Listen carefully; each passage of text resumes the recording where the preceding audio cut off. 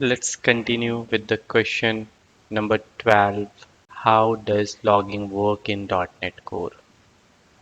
Basically, logging is something we want to log some events, some information, some errors for the understanding where the exactly actually what is happening and is if there is any error is occurring within the application so that we can log and we can further analysis that log why the error is actually occurring in the application. So .NET includes a built-in login framework. You can log to console, debug Azure app inside, and use third-party providers like Srilog, Nlog. There are so many others logging third-party providers are available. You can use those uh, logging providers, and you can configure logging in program.cs or app.setting.json file. Moving ahead with the next question, what is Kestrel? Kestrel is a default cross-platform web server for the ASP.NET Core. It's fast and lightweight, can be used on its own or with a reverse proxy like IINS, NGINX, or Apache server. Basically, previously in Windows, like ASP.NET MVC, the traditional application, we can host our application over the Windows servers only. Now, ASP.NET is cross-platform. Using the Crystal, we can host our application within any environment or any server, like Nginx and Apache or IIS.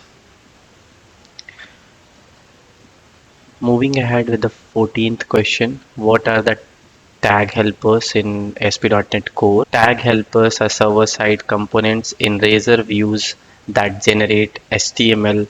They allow you to use C# logic within HTML elements. For example, you can see here input ASP for email class from controller. So this makes Razor pages more readable and maintainable. Like you can connect with this is ASP for is equal to it means like it is associated with your model. Moving ahead with the next question, what is a Razor page? A Razor page is a simplified page based model in ASP.NET Core introduced in version 2.0. It's ideal for scenarios where each page is self-contained with its own view and logic.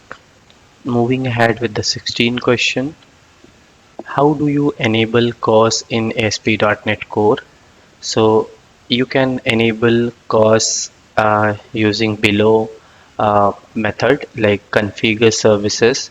Under configure services, you can go and services.add CORS, then use it under configure like this. So this is the essential for enabling CORS origin request in APIs. So moving ahead with the next question, hope by now you are good.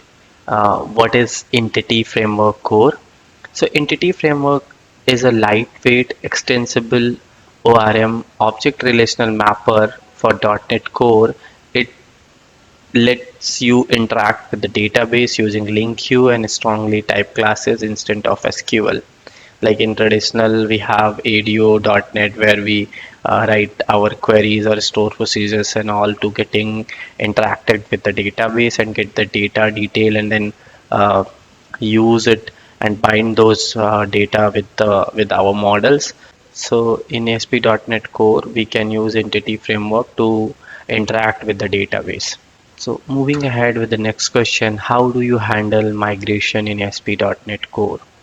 So basically, migration is nothing to upgrade your uh, data schema or table schema according to your classes. So for that, you need to enable migration within your application and to initiate initial migration, you have to run these commands: .NET Entity Framework migration add initial create .NET Entity Framework database update.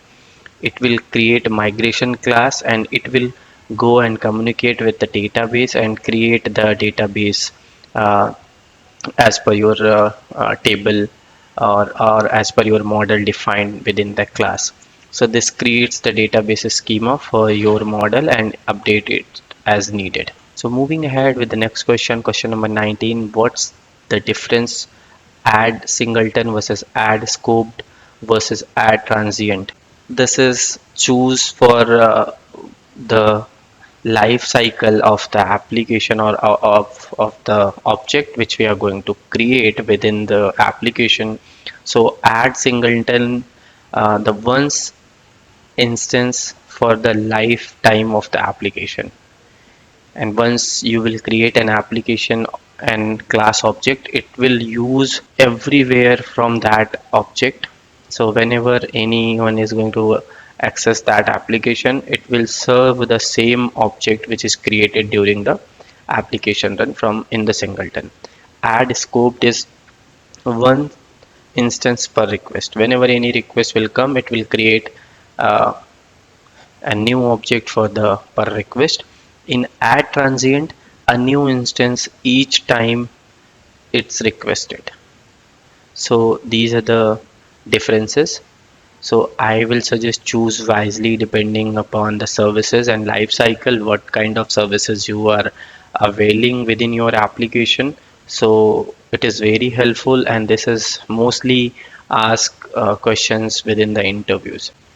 So moving ahead with the next question, question number 20, and how do you secure an .NET app?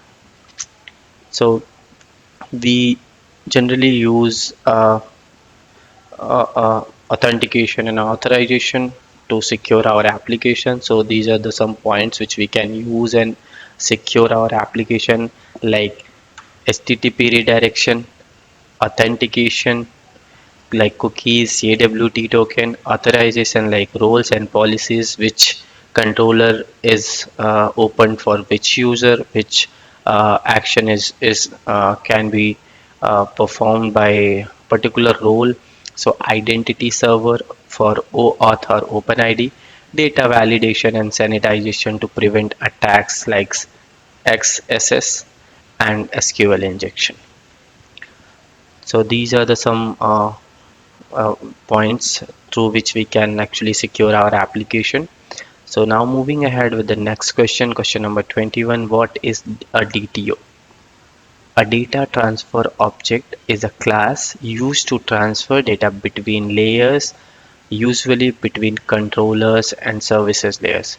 It helps maintain separation of concern and avoid exposing database entities directly to the end user. Moving ahead with the next question, question number 22. How is JWT authentication implemented in .NET Core?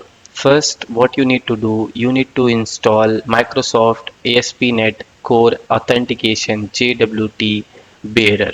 Then configure it into the startup.cs file. In controller, decorate action with authorized to restrict access based on the token. So if you want, I can create a detailed video on this. Please comment below if you want that video.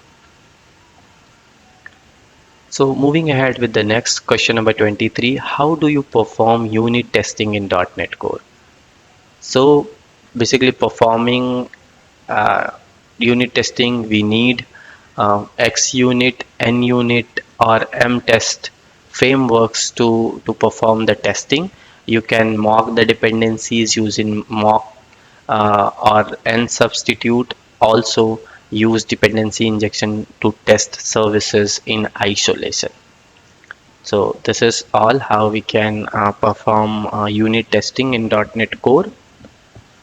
Moving ahead with the next question, question number 24. What is minimal API in .NET 6 and later? Minimal APIs simplifies creating small web APIs using fewer files and less ceremony. It's suitable for microservices and quick prototypes. As you can see in the example, if you want to create an API, you just need to declare it in the file like app.mapkit.hello. It will return you hello words. This is API which is declared. You don't need to create a controller or action items within the class.